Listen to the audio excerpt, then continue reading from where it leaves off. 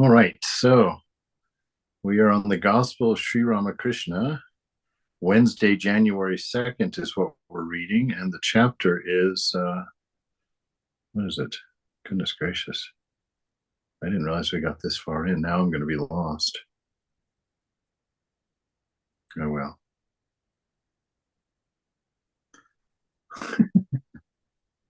I thought we only covered 2 pages or something.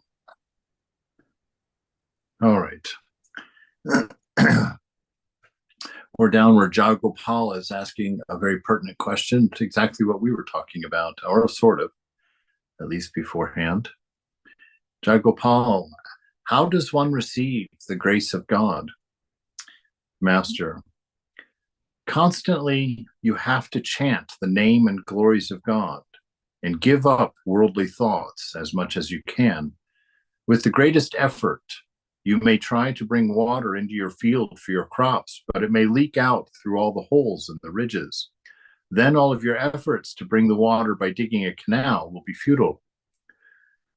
Right? So he says constantly, this is the first word. I mean, this is a tough teaching because this is actually for accessing grace. This is how you put your sail up, right? And it's a big undertaking. Obviously, it's why so few people have been successful in it over time, at least as far as we run into it in our day-to-day lives anyway. Who knows, actually. But to constantly chant the name and glories of God, to be always thinking of the beloved. What are the glories? Of course, love is the greatest glory of God, and unconditioned love. So we're singing about that, chanting that, and running that through our mind and remembering it all the time, constantly, right? So this is a constant thing all day long. This should be a practice. It's not a little here and there. It's a constant stream of the thought of the divine in everything that you're doing during the day. So chant the name and the glories of God and give up worldly thoughts, right? So worldly thoughts, that's anything about the body mind. So give up any thoughts about the body mind at all. And of course, in here, he gives us a little tiny bit of wiggle room where we can fit in some hope when he says as much as you can. So you have to really do your best and know that you're doing your best, right? It's and go forward. I mean, this is a lesson. I mean, every word of this that I read, it's like I get another, needle in my arm. Like, there's it just seems in my spiritual life, there's always a better. I can always do better. And I see my own complacency, my own laziness in my efforts over the years, and I think, gosh, 25 years in a monastery, I should have done this by now. We should have been finished by now. As I look back at how many opportunities I missed, or how much playing around I did, how many, spend more time sneaking out for a piece of fried chicken. And so, these are all really callings. And the thing is that, make sure that they stay callings. Don't let them become, um, uh, what do you call that? Accusations. Don't take on a negative view of them. Just see, hey, I can do better. I'm going to do better, and go forward, and just endeavor to make that true. So constantly chant the name and glories of God and give up worldly thoughts as much as you can. With the greatest effort, you may try to bring water into your field for your crops, but it will all leak out through the holes in the ridges. And the holes in the ridges are the worldly thoughts, the desires that we pursue, the things of the world that we do, the things that serve body mind. These are the things, our desires, really, above and beyond anything else.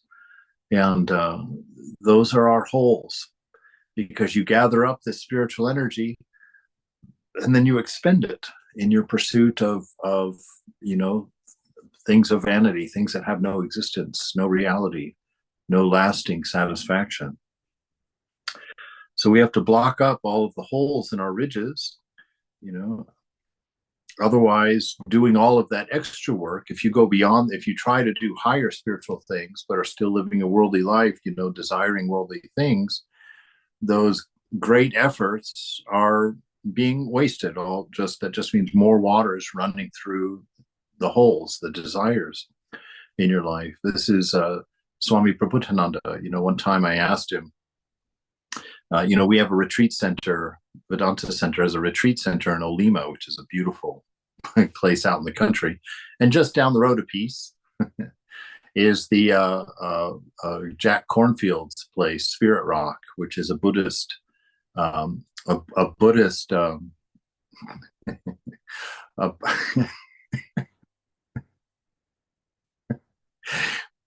That's it's all right, Priya. I saw it go and I thought nothing of it, and then I watched your reaction, and then I loved it. But yes, this that I mentioned to Swami Prabhupada that Jack Cornfield's place that they do these amazing retreats, these Vipassana retreats for 10 days where everybody does intense practice and sits in silence and all this intensity. I said, how come we don't ever do anything like that? How come we don't do that at our center, our retreat center? And Swami Prabhupada said, see, it's much better to have a steady practice where you're doing your things steadily in accord with the rest of your life.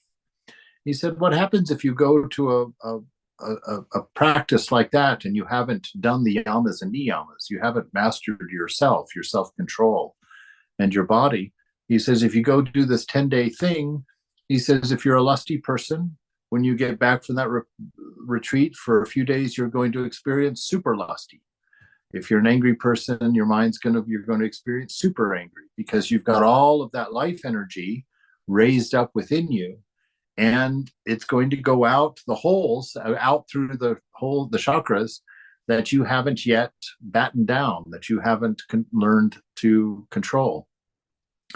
And so in our life, it's better to do a steady practice than rather to do these occasional heroic acts of, great meditation. Ooh, I sat today for 2 hours, or, ooh, this, that, I went on a fast for 3 days. It's like, instead of doing these heroic efforts, which also quite often get the attention of the ego, it's better to have a very steady practice and work on the self-control and work on the discipline and work on, regulating your life and getting it in a steady, rhythmic, self-controlled ideal, and then move up in your practice, add more time, take your whatever, take it higher, take it deeper, however you want to do that.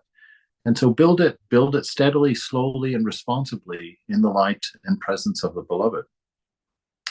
He says, you'll feel restless for God when your heart becomes pure and your mind is free from attachment to the things of the world. So when your heart becomes pure, that is, no me and mine in it, no looking around for self-gratification, no looking around for things of enjoyment. These are the things we're trying to reduce, so you'll feel restless for God when that begins to happen. And that will be a natural thing for you, because you are longing for God. Well, we'll get to that here. Actually, he talks about this in the next paragraph, so we'll go there in a second. But just this, you don't have to worry about the longing and the restlessness for God. You don't have to build those. They come when the mind and heart are no longer distracted by outgoing thoughts of the world, by attachments, identifying with things in the world, my partner, my food, my house, my friends, my family, my, me. So once we get those things reduced, once we get our attachment to them reduced, the heart is pure, the mind becomes pure, and this longing for God is what remains, because we begin to become aware of that hum of divine love that is within us. He says, then alone will your prayer reach God. A telegraph wire cannot carry messages if it has a break or some defect in it. I used to cry, this is Thakur talking, I used to cry for God all alone with the longing heart. I used to weep, oh God, where are you? Weeping this way, I would lose all consciousness of the world. My mind would merge into the Mahavayu. How can one attain yoga? by completely renouncing attachment to worldly things. The mind must be pure and without blemish, like the telegraph wire that has no defect. One must not cherish any desire whatsoever. The devotion of a man who has any desire is selfish, but desireless devotion, that is love for its own sake. You may love me or not, but I love you. This is love for its own sake. And so he's drawing a very high bar here for us. And, with his help, we can do this. We can make this. He said that he's already done, 15 sixteenths or 13 14ths or something like that. He's done almost all of it for us, put the effort out there for us. We just have to make our very best effort. I think that's probably what he's pointing at. But it has to be an honestly best effort. It can't be just let me comfort myself by calling this my best effort. It has to be really your best effort, that you've really thrown your heart into it. And this not cherishing a desire, cherish is kind of nurturing. It's kind of keeping a desire around, or keeping remnants of it around. Even if you've renounced it, you still kind of keep little remnants to sort of hold it in the mind, or you think about it, a lot, or you miss it, those kinds of things. So we shouldn't cherish these desires of the body, and we learn to let go of that, not through renunciation right away. Before renunciation comes discernment, so that you understand the nature of these desires. You understand that they don't serve you, they don't last, they're not permanent, that they throw you into a state of hunger because they keep repeating, and you get into a cycle that you can't get out of after a while. The thing is that one must love God. Through intense love, one attains the vision of him, the attraction of the husband for the chaste wife, the attraction of the child for its mother, the attraction of worldly possessions for the worldly man. When a man can blend these three into one and direct it all to God, then he gets the vision of God. You see, and there's a secret kind of hidden in here. You already have all of the longing and all of the restlessness and all of the desire for God within you, but you've hidden it in all of your desires for objects, for the world. You've split it into thousands of little pieces and hidden it in all of your desires.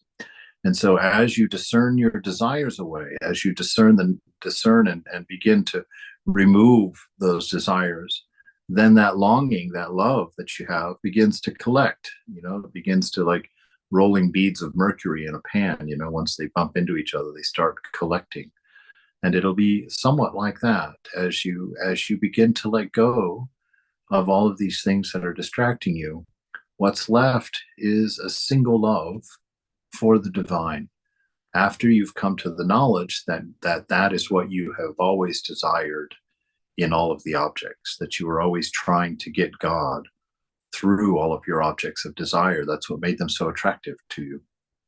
And so when you've discerned your way out of that, then you have this singular love, and that love moves toward the divine naturally, because that's what you are. That's who you are. Right? And it's important here that he's talking to Jayagopal. It says right here, Jayagopal was a man of the world. Was this why the master gave instructions suited to him? So Jayagopal wasn't a monk. He's a householder. Well, almost all the conversations in the gospel are for householders. And so, we can't use that as an excuse for ourselves. Like, oh, that's the monastic ideal. That the bar's that high. That's for the monastics. That's not for householders. But he's talking to a householder here, and a man of the world. So he's telling him, you got to get serious about this. This is not a side dish on your plate. This ain't the mashed potatoes. This is the plate. Very important. You have to do these things. At 8 o'clock that evening, the master was sitting in his room with Rakal and M, and it was the 21st day of M's stay with Sri Ramakrishna. Wow, 21 days. So he's been staying there for 3 weeks. That's a that's a long retreat. Can you imagine being in the presence of Ramakrishna every day for 21 days? Holy cow. Wow. M should have gotten there. 21 days with that kind of company. Wow. All right. So 8 o'clock that evening, the master is sitting in the room with Rakal and M. It was M's 21st day of his stay with Ramakrishna. The master had forbidden him to indulge in reasoning. Had forbidden him to indulge in reasoning. So the master is trying to let him transcend mind, to pull back before thought, not to engage the mind into ruminating about things, right, or thinking about things, but to really work on that witnessing, on that seeing, and understanding that not being the doer. Incidentally, though, well, yeah, it's just a few of us, but that was kind of what I was playing with in my afternoon meditation today. Was trying to not do anything, not think anything, not even my usual mantra, but to actually just try and become aware of that unchanging place inside, the place from which I know I'm thinking, or from which I know that there's change or movement in the world. It's like to try and center, and oddly enough, I sort of saw it as the tip of a chopstick sticking out of my heart, just this point where nothing changes, where all of the movement swirls around that one point in the universe, and to just alight like a bee, on that chopstick, and just remain watching, not being interested, not engaging in anything else. So the master had forbidden him to indulge in reasoning. The master to Rakal, it is not good to reason too much. First comes God, and then the world. Realize God first, then you will know all about his world. To M and Rakal, if first one is introduced to Jadu Malik, then one can know everything about him, the number of his houses, his gardens, his government securities, and so on. For this reason, the Rishi Narada advised Valmiki to repeat the word Mara. Ma means God, and Ra, the world. First comes God, and then the world. Krishna Kishore said that the word Mara is a holy mantra because it is given to Valmiki by the Rishi. Ma means God, and Ra, the world. So this is our priority list right here. First, your spiritual life, and then the rest of your life, right? So always make sure that you're giving room to this first. I was very happy today because I was laying on my bed and enjoying some reading, and it was time for doing my evening practice.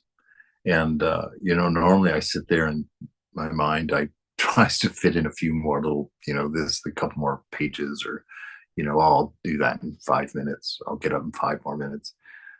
And today it's ridiculous that I feel an accomplishment in this, but I got right up. I was like, I heard my mind wanting to make its little allowances, and I just closed the book, put it away, got up, and came over and sat down. And that seems like a small thing, but in my world, discipline is key. Getting yourself to be true to your desire to know the beloved. And so first God, and then anything else that comes after that is fine. But first, set the mind, set the heart. Of course, he says first realize God. I I don't know how realistic that is for most of us, is the thing, to first realize God and then go out and do your work in the world. So, we'll take the working man's ideal here and say that we do our practice, we set our mind and set our heart, get ourselves aware and protected in that space, and then go out into the world. And if you can realize God before you go out there, perfect. That's pretty good. But if not, you just at least set your heart and your mind and put them in that protective space in the shrine, and then go out and do your things in the world. Therefore, like Valmiki, one should at first renounce everything and cry to God in solitude with a longing heart. The first thing necessary is the vision of God. Then comes reasoning about the scriptures and the world. That is why I have been telling you not to reason anymore. I came from the pine grove to say that to you. Through too much reasoning, your spiritual life will be injured. You will at last become like Hazra. I used to roam at night in the streets all alone and cry to the Divine Mother, O Mother, blight with thy thunderbolt my desire to reason. Tell me that you won't reason anymore. Yes, sir, I won't reason anymore.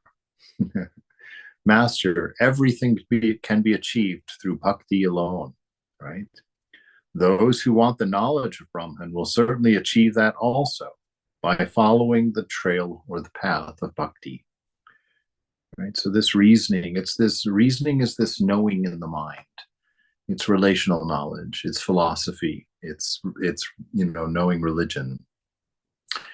But we're trying to get out of the mind. We're trying to take those things and use the mind to point at the silence of the heart. And so first we want to be established outside of the mind so we don't get caught up in that spinning, because that spinning produces egoism. That spinning reasoning on that level is enjoyment. Frankly, to sit and have a big conversation about philosophy is an enjoyment. And so Thakur is saying, don't get caught in that. Don't go that direction thinking that because you know a lot or because you can reason a lot or your philosophy is interesting and deep. Don't mistake that for knowledge. That's not the knowledge of God. That's the knowledge about God to some extent, in a worldly way, in a relational way, a relative way. But it's not the thing. The thing itself lies in silence and only becomes apparent in silence. It can't be grasped by the mind. It can't be thought of by the mind. It can't be spoken by the mind. And so he's pointing his disciples very carefully in this direction. And apparently a big point, because he came all the way from the pine grove to tell them this.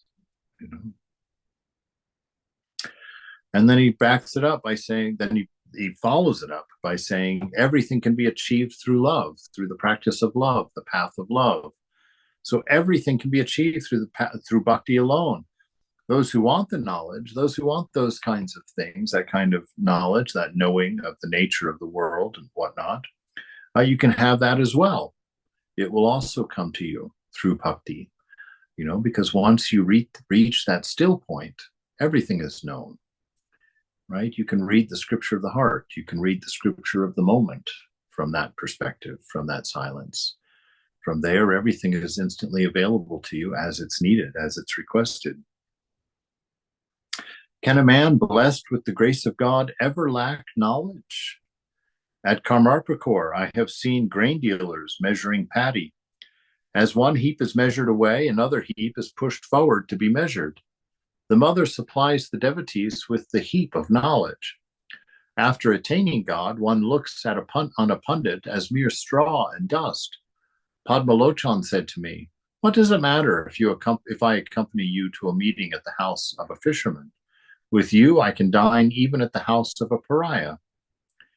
Right? So once you have this attainment of God, once you're established in the shrine, in the heart, and you have this knowledge of that is inherent in the inner silence, in the inner peace.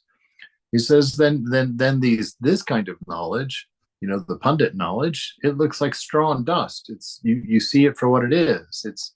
It's manifested stuff. It's not the thing. It's not carrying the thing with you. And he makes this point. He says, when you've done this, when you've established yourself in this beautiful shrine of the heart, right? When you've established yourself beyond mind and beyond body, knowing the nature of yourself, he says, then, what does it matter whether you hang out with this person or that person or go to this play or that show? It's like the doings won't affect you because you'll be in your own atmosphere. You'll be in your own space, and God will be there surrounding you and holding you. So everything is seen from the divine perspective. And when everything is seen from a divine perspective, everything points at God. So no matter what you're doing, it's pointing at the divine. No matter what you're doing, you're discerning scripture from the experience. You're seeing it, you're learning it, understanding the nature.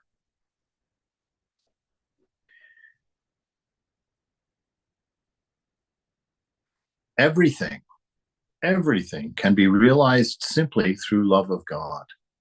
If one is able to love God, one does not lack anything. Kartika and Ganesha were seated near Bhagavati, who had a necklace of gems around her neck. The Divine Mother said to them, I will present this necklace to him who is the first to go around the universe. Thereupon Kartika, without losing a moment, set out on a peacock, his carrier. Ganesha, on the other hand, in a leisurely fashion, went around the Divine Mother and prostrated himself before her. He knew that she contained within herself the entire universe. The Divine Mother was pleased with him and put the necklace around his neck. After a long while, Kartika returned and found his brother seated there with the necklace on. Right? You understand. It's like when you know that all is within you, it's the difference between worldly knowledge and spiritual knowledge, right? Worldly knowledge, everything is out there.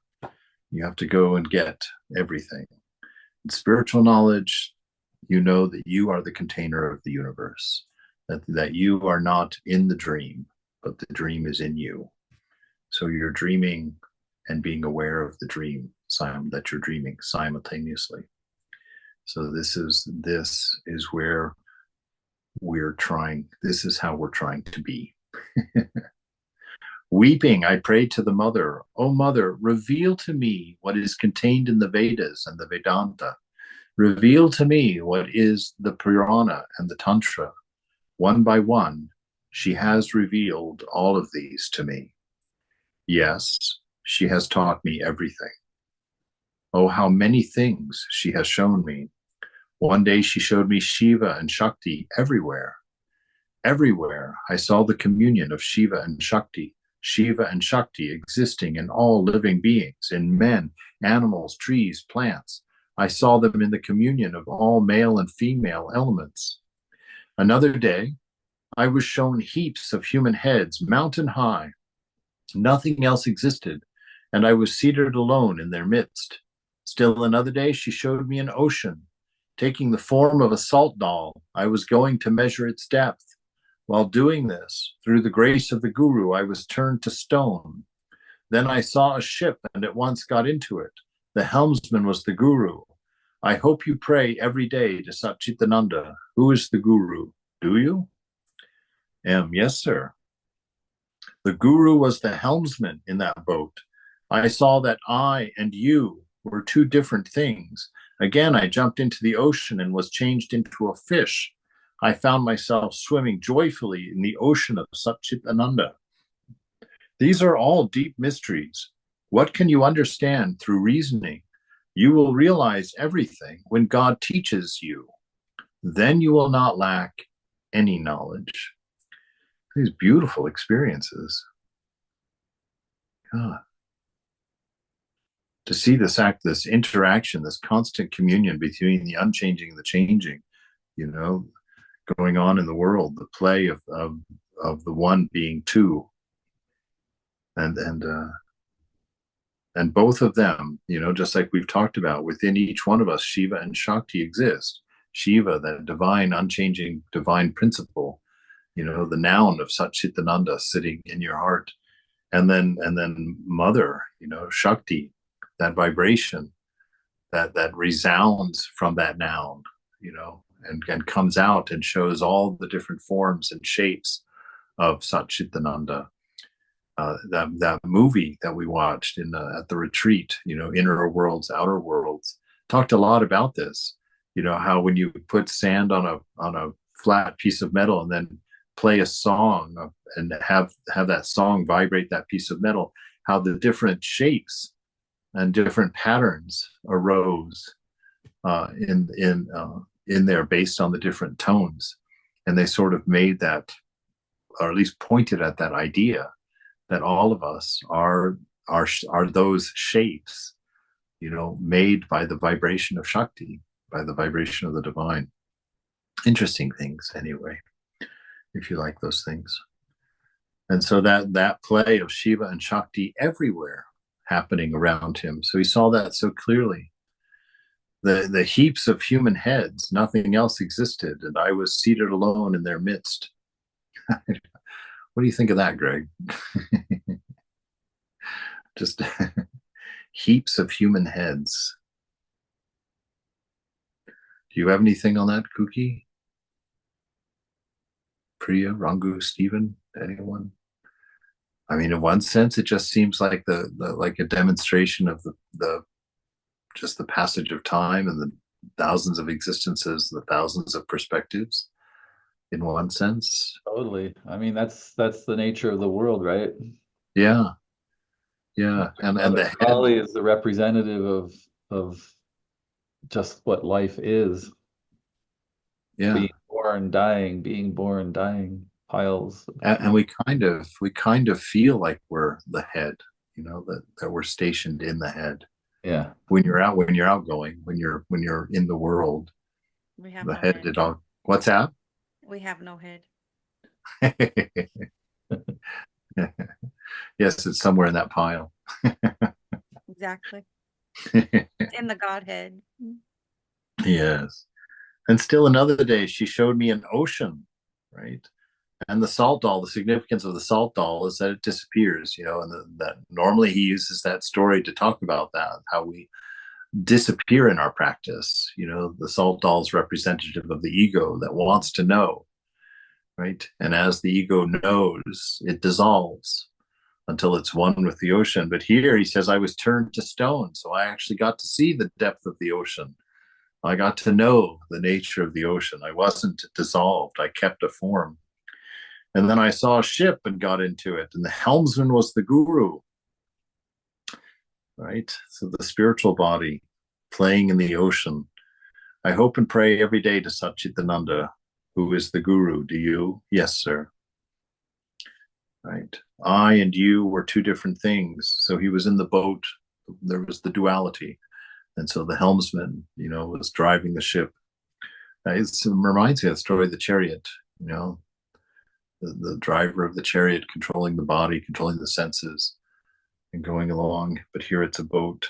I jumped into the ocean, was changed into a fish, and I found myself swimming joyfully in the ocean of Satchitananda, the ocean of love, bliss, and wisdom. Love, existence, and wisdom. Found myself joyfully swimming. Right. So it's interesting, the different forms allowed him to experience and see the different aspects of the divine. We have sort of an interesting idea there that perhaps in all of our forms, that's been it. Each form has taught us and trained us and shown us something. These are all deep mysteries. What can you understand through reasoning, right? Because these were experiences. He saw these. It wasn't something he read, something he calculated, something he analyzed and figured out. This was given to him. You will realize everything when God himself teaches you. Then you will not lack any knowledge. Indeed. Friday, January 4th, 1884. Sri Ramakrishna was sitting in his room. M was still staying with the master, devoting his time to the practice of spiritual discipline. He had been spending a great part of each day in prayer and meditation under the bel tree. Look at that. Okay, so he's been there at least 22 days now. And he's spending a great part of each day, a large part of each day, he was in prayer. He was in meditation. This is real practice. This is someone who wants to know. He had been spending a great part of each day in prayer and meditation under the bel tree where the master had performed great austerities and had seen many wonderful visions of God. Master to M, don't reason anymore. In the end, reasoning only injures the aspirant. One should assume a particular attitude toward God while praying to him, the attitude of a friend or a servant or the son or a hero. I assume the attitude of a child. To me, every woman is my mother. The divine Maya, seeing this attitude in an aspirant, moves away from his path out of sheer shame, right? So that innocence of the child, that freedom from, from lust and greed that a child has, that if you assume that nature of the child, Maya will get out of your way. It will stop blocking you. Just like what Jesus says, unless you become like little children, you cannot enter the kingdom of God. It's like we have to assume that attitude, that egolessness of a child. And this Maya will get away. The attitude of hero is extremely difficult. The Shaktas and the Bauls among the Vaishnavas follow it, but it is very hard to keep one's spiritual life pure in that attitude. One can assume other attitudes toward God as well, right? So he's saying as the hero, I'll just take that at face value there. I mean, it's hard to maintain the purity of one's spiritual life, to keep one's spiritual life free of me and mine. Being a hero is somewhat of a me and mine sort of thing. And so it brings the mind to that direction. So he says it's possible to be the hero like a Superman that does it purely for the good of humanity. So if you can manage that, awesome. One can assume other attitudes toward God as well. The attitude in which the devotee serenely contemplates God as the creator. Serenely contemplates. I like that. Not just contemplate, but serenely contemplates God as the creator. The attitude of service to him, the attitude of friendship, the attitude of motherly affection, or the attitude of conjugal love. The conjugal relationship, the attitude of a woman toward her husband or a sweetheart, contains all the rest: serenity, service, friendship, and motherly affection. Which one of these appeals to your mind? I like them all. I like them all. I do too, actually. Different times, different days, different moods, different inspirations to approach the beloved. Master, when one attains perfection, one takes delight in all of these relationships. In that state, a devotee has not the slightest trace of lust. The holy books of the Vaishnavas speak of Chandidas and the fisher and the washerwoman. Their love was entirely free from lust. In that state, a devotee looks on himself as a woman. He does not regard himself as a man. Sanatana Goswami refused to see Mirabai because she was a woman. Mira informed him that at Vrindavan, the only man was Krishna, and that all of the others, everyone else, were his handmaids. Was it right of Sanatana to think of himself as a man? Mira inquired. At dusk, M was sitting at the master's feet. Sri Ramakrishna had been told that Keshav's illness had taken a turn for the worse. He was talking about Keshav and incidentally about the Brahmo Samaj. Master to M, do they only give lectures in the Brahmo Samaj, or do they also meditate? I understand that they call their service in the temple Upasana. Keshav at one time thought a great deal of Christianity and the Christian views. At that time, and even before, he belonged to Devendranath Tagore's organization. M. Had Keshav Babu come here from the very beginning, he would not have been so preoccupied with social reform. He would not have been so busy with the abolition of the caste system, widow remarriage, intercaste marriage, women's education, and such social activities. Master, Keshav now believes in Kali as the embodiment of spirit and consciousness, the primal energy. Besides, he repeats the holy name of the mother and chants her glories. Do you think the Brahmo Samaj will develop in the future into a sort of social reform organization? M. The soil of this country is different. Only what is true survives here. Wow. That's cool. Yeah, so this getting distracted with humanitarian efforts, they should come of inspiration, but they should never be the point.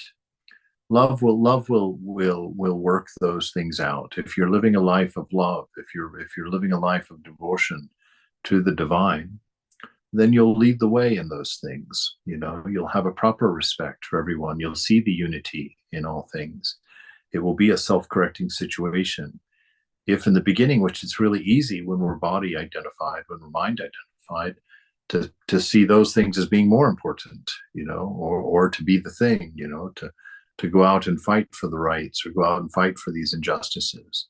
But Ramakrishna reminds us, the world is a dog's curly tail. You can't have one without the other. You may fix it in one place, but you can know in another place it's going to pop up again. It's the nature of the world. We see it. Look at, women have been fighting for equal rights for how long?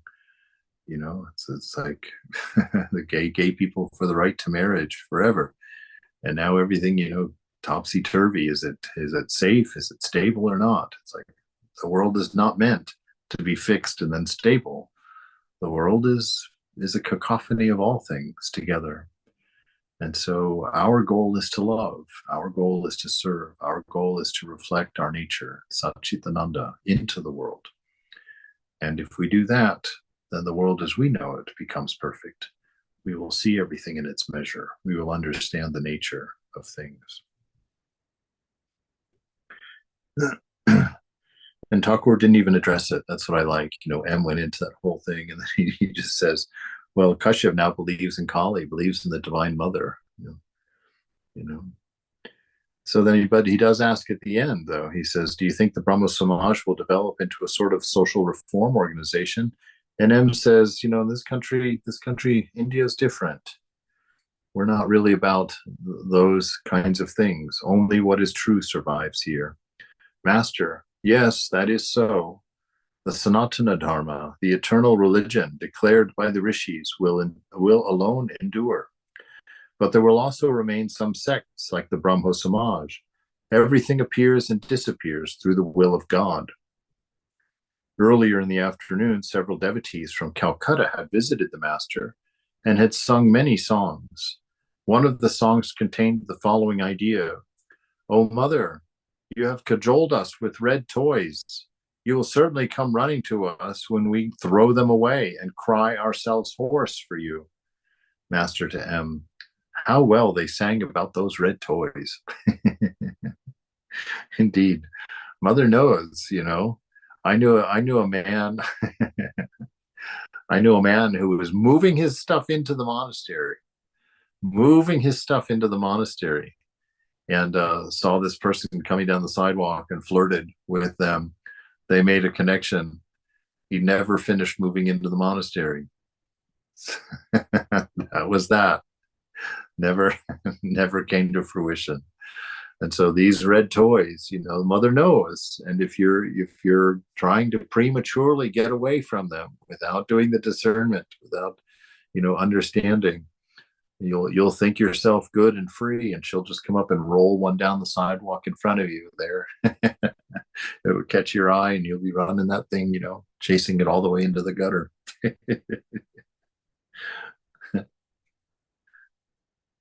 How well they sang about those red toys. M, yes, sir. You once told Keshav about the red toys. Master. This is going to be a great t-shirt. Beware the red toys. Master to M, how well they sang about the red toys. Yes, sir. You once told Keshav about those red toys. Master, yes. I also told him about the Chidakasha, the inner consciousness, and about many other things. Oh, how happy we were. We used to sing and dance together. But singing and dancing, I don't have enough singing and dancing in my practice, I don't think. All right, Sunday, January 5th, 1884. It was the 23rd day of M's stay with Sri Ramakrishna.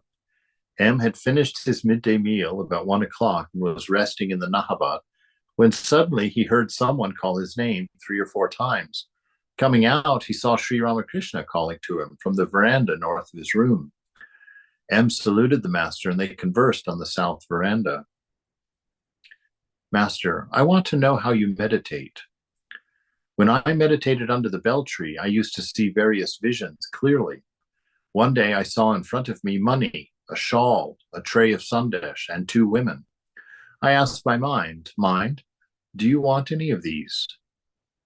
I saw the Sandesh to be mere filth. One of the women had a big ring in her nose. I could see both their insides and outsides, their entrails, their filth, bone, flesh, and blood. The mind did not want any of these. Money, shawls, sweets, or women. It remained fixed on the lotus feet of God. And there we get a great example of discernment freeing us from desire. You know, he looked at them and saw them as they were. He wasn't fooled by the form, wasn't fooled by the color. He saw the nature of each one of those things, and the mind was free of them, had no need for them. A small balance has two needles, the upper and the lower. The mind is the lower needle.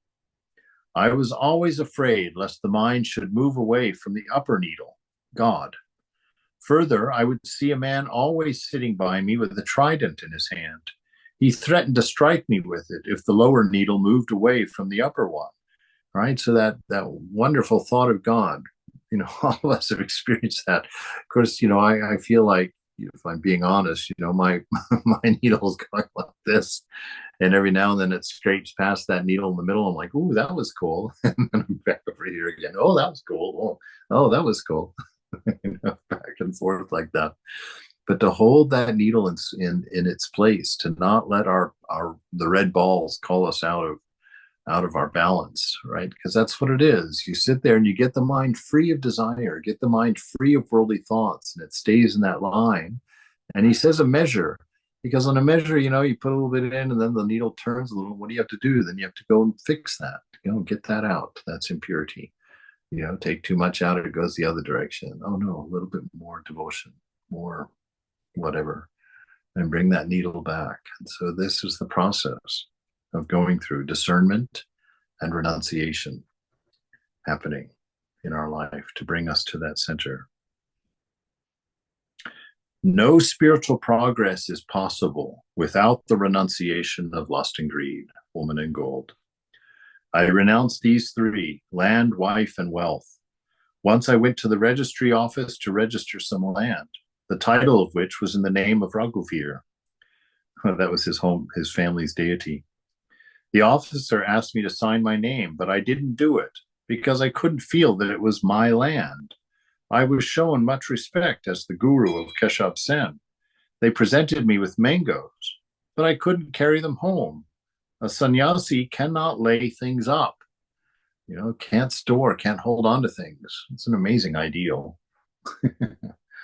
You know, just don't let anything gather around you in this world. A sannyasi takes an absolute. Now, for the householder, it's what you need, what's necessary for the care of your family and for your service to others. Right? Your money is the upholder of society, the upholder of monasteries, the upholder of family, upholder of wife and kids.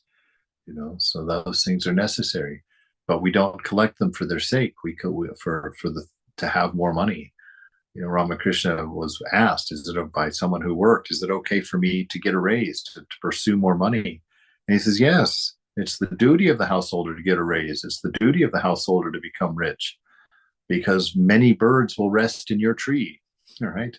You'll be able to support many people that way. So here, no progress can be made without the renunciation, without the putting away of lust and greed. He renounced land, right? Land is for the people who plan to make a home here in this world. Land, so he renounced that. I'm not staying here. I'm a traveler through here. I don't own anything. I have no place in this world. Right? A refused wife. You know, wife is establishing your unity here, establishing your longevity here, establishing your story here. It's like, no. And wealth, you know, wealth is the power of Maya. You know, it's the power of desires. And so he wanted none of that. He let go of that as well. Once I went to the registry office to register some land, and he couldn't even sign the thing, couldn't even put his name on it, just simply couldn't do it, you know, because he just couldn't do it, because it was just such a distortion of reality for him. I couldn't feel that it was my land. right? And then respect. Someone respected me for being the guru of Keshab Sen.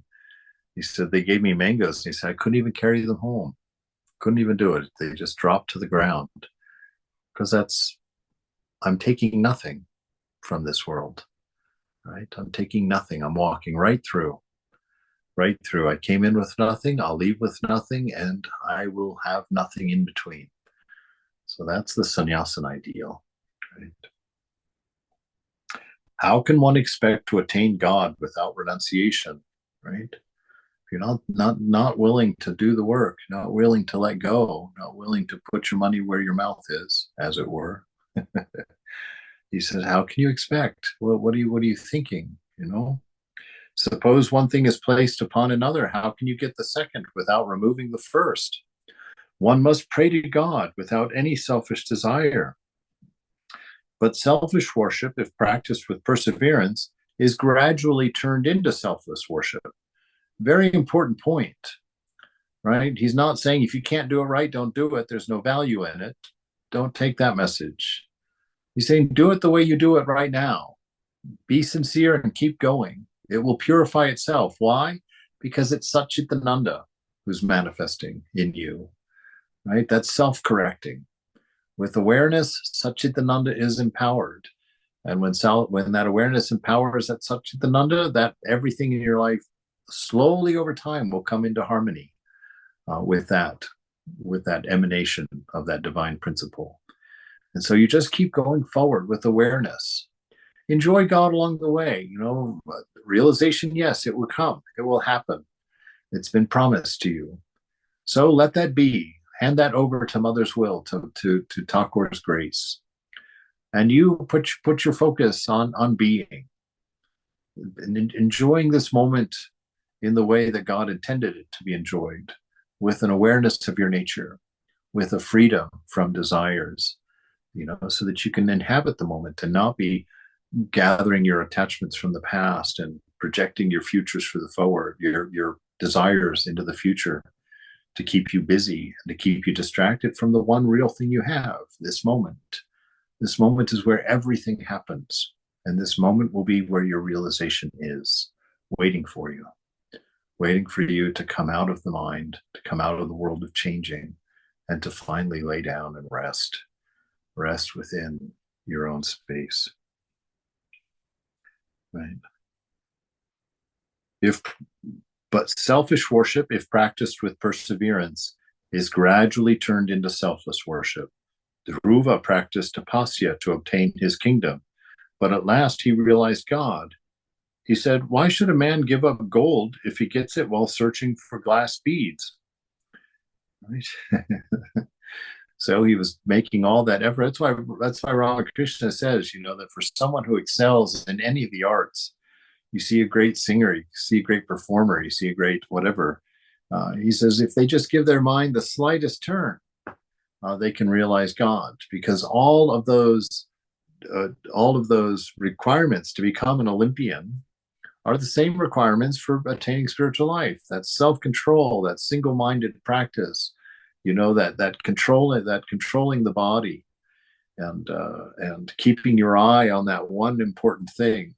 All of that training is what is necessary for spiritual life as well.